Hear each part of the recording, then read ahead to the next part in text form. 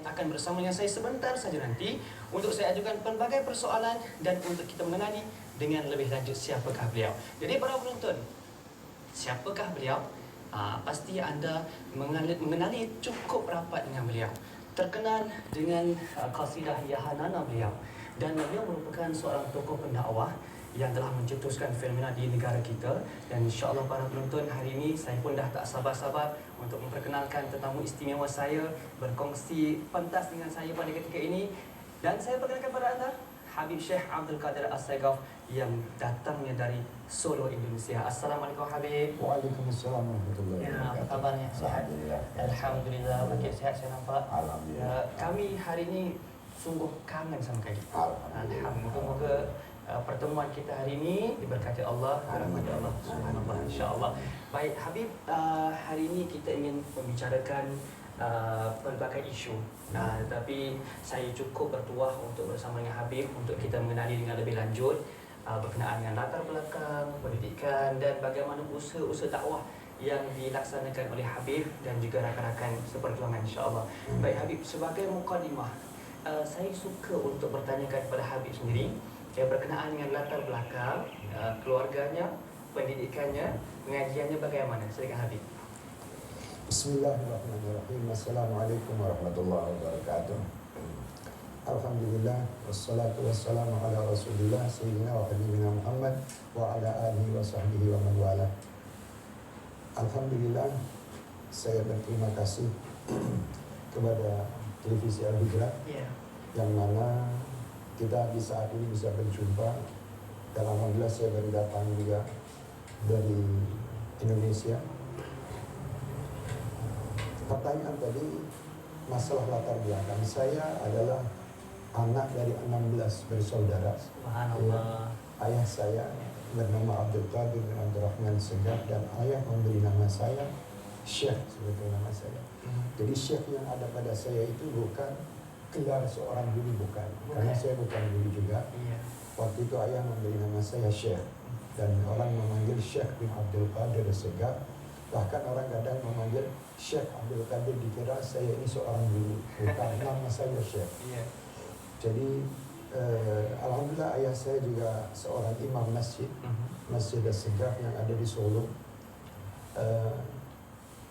Pendidikan saya dari kecil adalah, guru besar saya adalah ayah saya.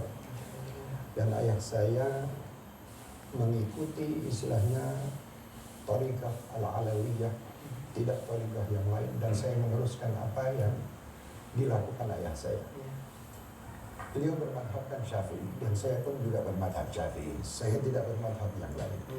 Dan akidah kita Asy'ari. Dan kita mengikuti Sufi dari Al-Imam Al-Ghazali dan buku-buku Sufi daripada datuk-datuk kita. Jadi mungkin isu yang ada di Malaysia bahwa saya mengikuti thariqah ini dan thariqah itu, semuanya tidak benar. Tidak benar. Jadi mungkin kasihan juga. Saya berterima kasih kepada orang-orang yang membuat isu, karena mereka mungkin setiap hari menyelidiki kesalahan saya lebih daripada saya menyelidiki kesalahan dan kekurangan saya. Itu luar biasa. Dan saya terima kasih sama mereka. Kalau memang mereka benar, insya Allah mudah-mudahan saya bisa berubah. Tapi kalau mereka salah, berarti mereka berdosa. Di saat ini saya doakan mereka supaya mereka diampuni oleh Allah Subhanahu Wa Taala. Karena apa yang disampaikan sangat jauh dengan kenyataan bahwa saya tidak pernah mengikuti thariqah yang lain. Thariqah saya adalah thariqah apa yang dianut oleh ayah saya, dan sampai anak cucu saya perintahkan mereka juga tidak lepas daripada thariqah itu. Alhamdulillah, jadi didikan yang saya dapatkan dari ayah saya sampai usia saya 20 tahun dengan ayah saya, dan beliau meninggal. Maaf, di sini saya tidak memamerkan ayah saya. Meninggal beliau pun beliau dalam keadaan sujud di dalam sholat Jumat, dan beliau sebagai imam sujud terakhir. Dan beliau mengikuti thariqah Ahlus Sunnah wal Jamaah. Ya. Jadi sekali lagi saya terangkan di sini bahwa saya tidak mengikuti apapun thariqah kecuali satu thariqah alawiyah, yaitu thariqah yang diikuti oleh orang tua saya. Dan alhamdulillah sampai saat ini saya berusaha untuk bagaimana mengikuti apa yang telah disampaikan ayah saya kepada diri saya. Setelah ayah saya meninggal, saya mempunyai beberapa guru. Alhamdulillah, adik daripada ayah sendiri, yaitu Al-Habib Ahmad bin Abdurrahman Segaf dari Yaman, dan tokoh di Solo Al-Habib Anis bin Ali Al-Tabashi, sahibul Maulid Siddiq Durat yang kita pakai. Iya. Saya mulai dakwah saya mulai dari rumah. Di situ saya mengumpulkan sekian banyak orang-orang, maaf bukan saya lebih baik dari mereka, dari pemuda-pemuda yang mereka ini maaf masih mabuk dan masih kita duduk sama mereka di tanah gue. Karena saya mempunyai sistem dakwah saya akan terima siapapun ikut pada majelis saya. Saya tidak akan pilih siapapun yang ingin dekat dan bergabung kepada saya, kita kita masuk, tidak ada masalah. Kita awal dengan anak-anak muda gitu, karena saya yakin bahwa anak-anak muda itu ingin menjadi baik, dan saya pun juga ingin baik.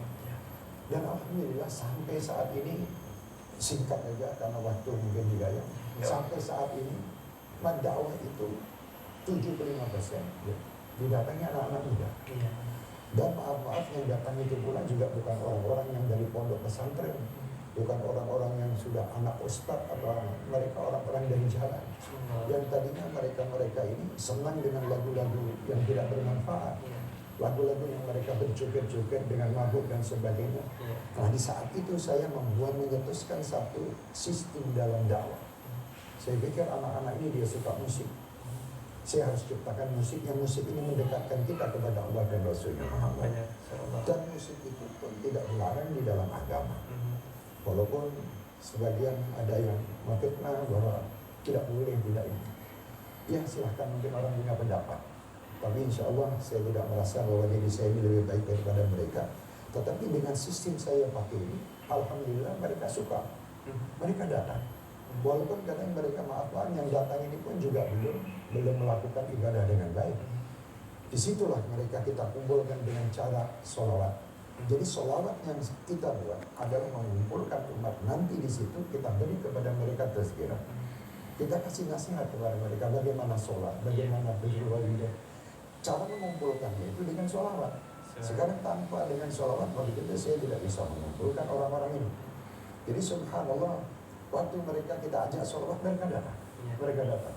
Dari 100 orang sampai sekarang bisa mencapai mungkin ratusan ribu orang.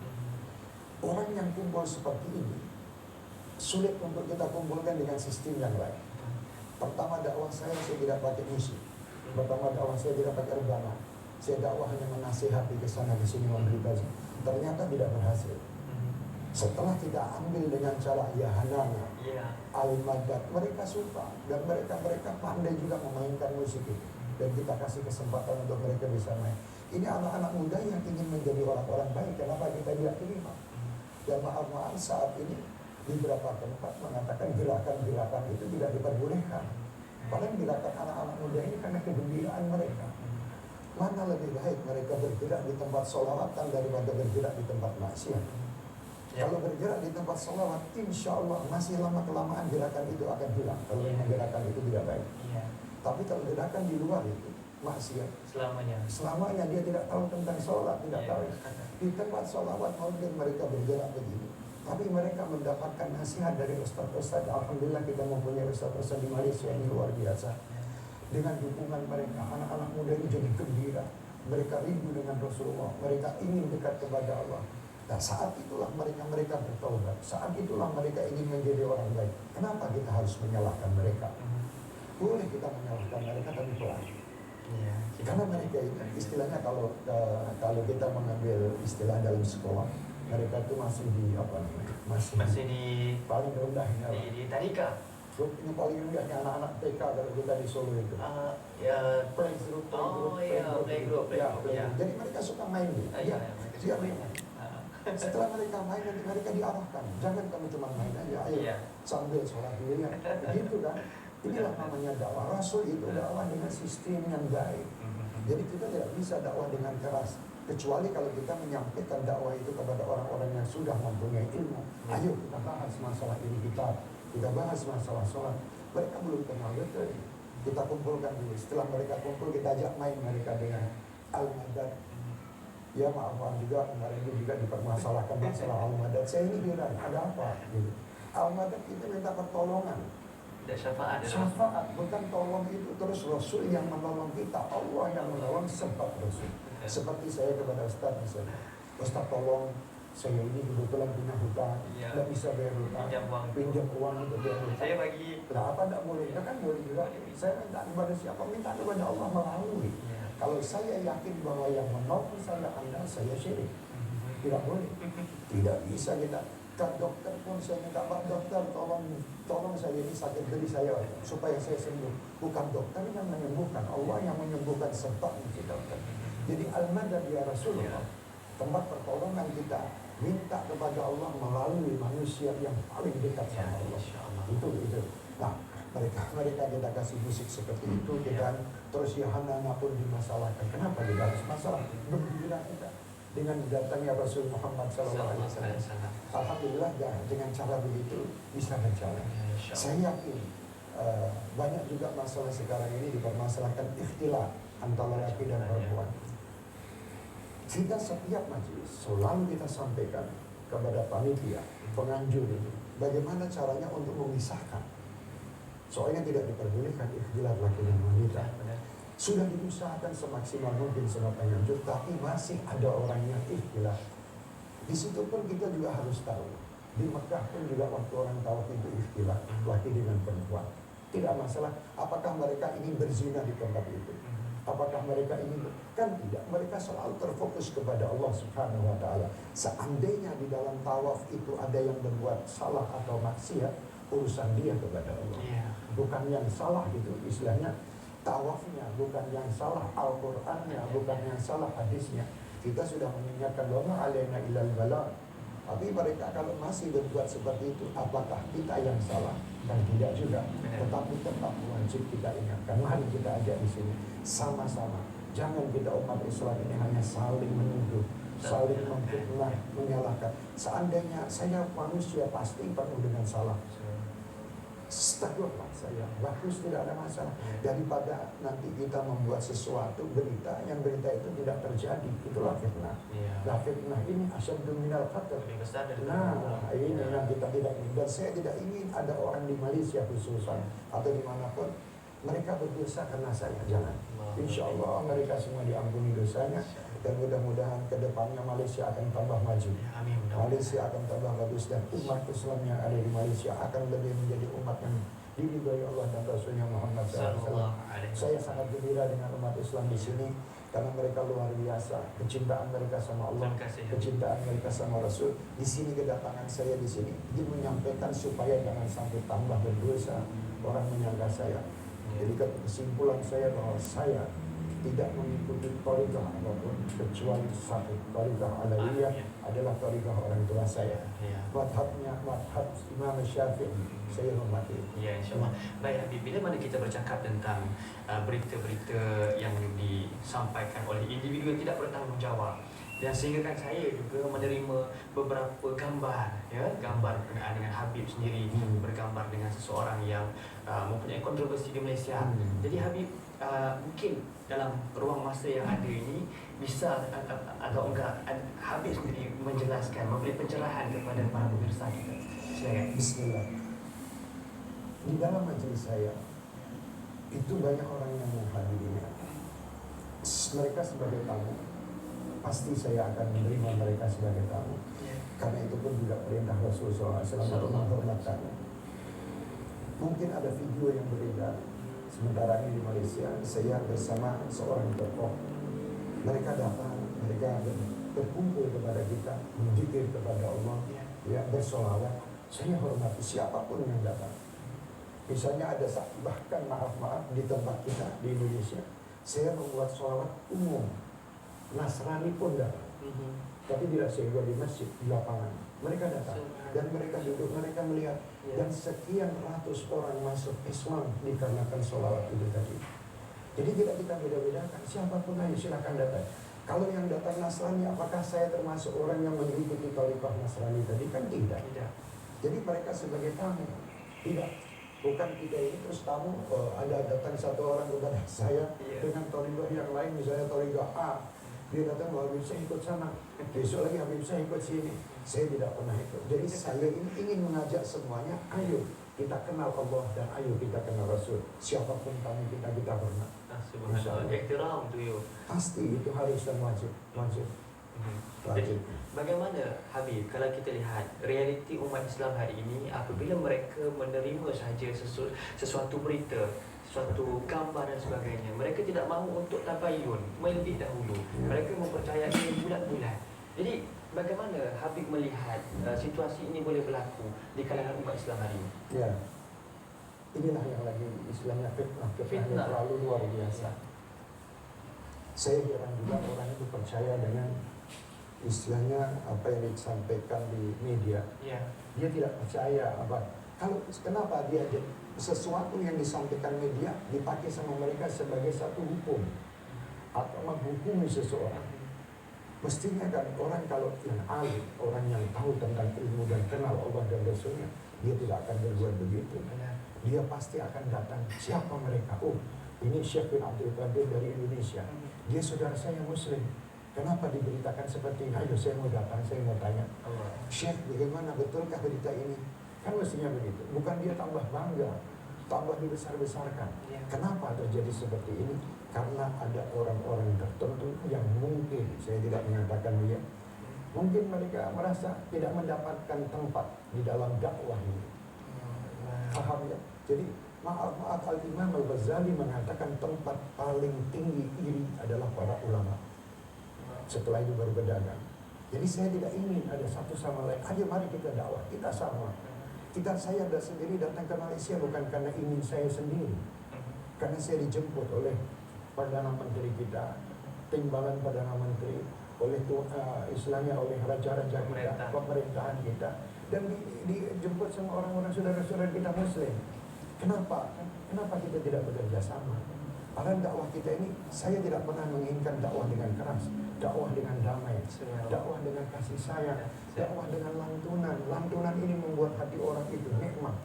Setelah mereka, kenapa diawali sholawat dulu dalam dakwah kita?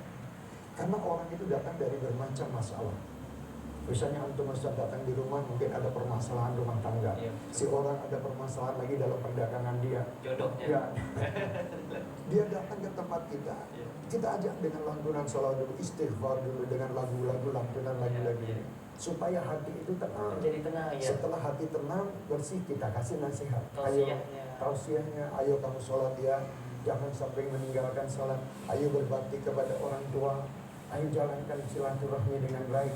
Sangkalah saudara kamu Muslim yang lain lebih baik daripada diri kamu. Itu tugas kita.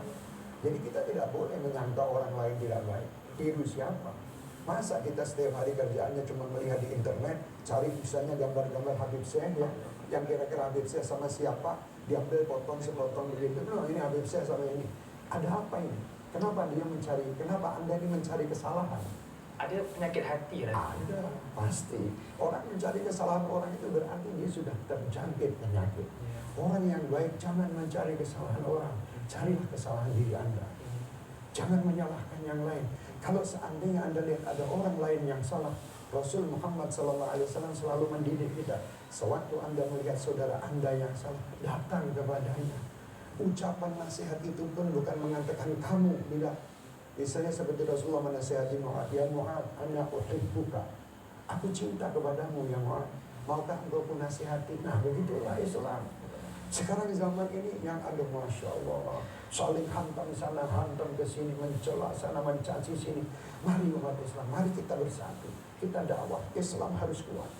Islam harus bersatu dengan apa? Kasih sayang. Jangan Anda setiap hari cuma membongkar kejelekan orang. Bongkarlah kejelekan Anda setiap hari supaya Anda bisa menjadi orang yang lebih baik. Satu sama lain saling berbeda. Orang yang akan hidup nikmat, dia setiap hari akan melihat kebaikan saudaranya.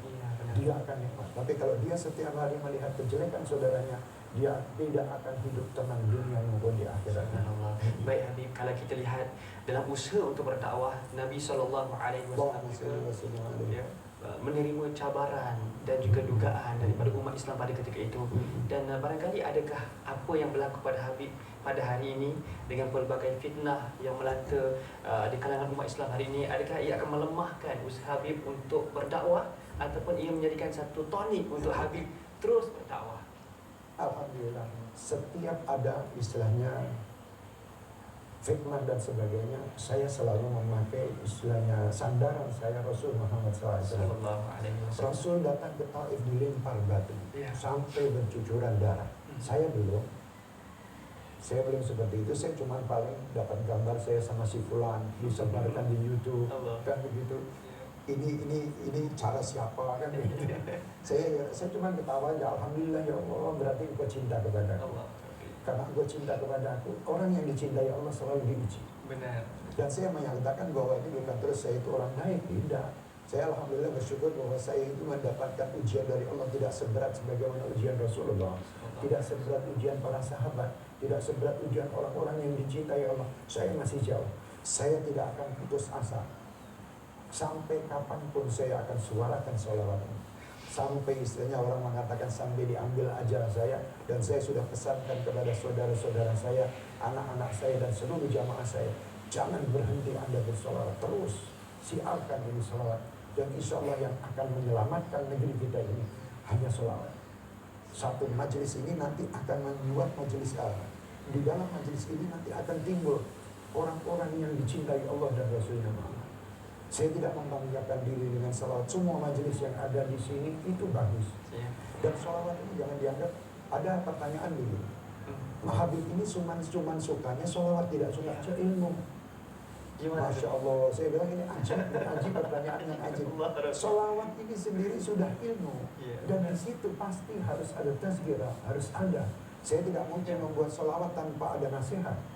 Pasti di situ alhamdulillah kadang siapa namanya Dong Daniel juga pernah, sama Habib Ali pernah, dan ustaz-ustaz yang lain. Ya, Zul Ramli, Masya Allah, telah menyampaikan bagaimana bisa para sahabat saya luar biasa. Ini kan di situ di dalam salawat untuk mengumpulkan ratusan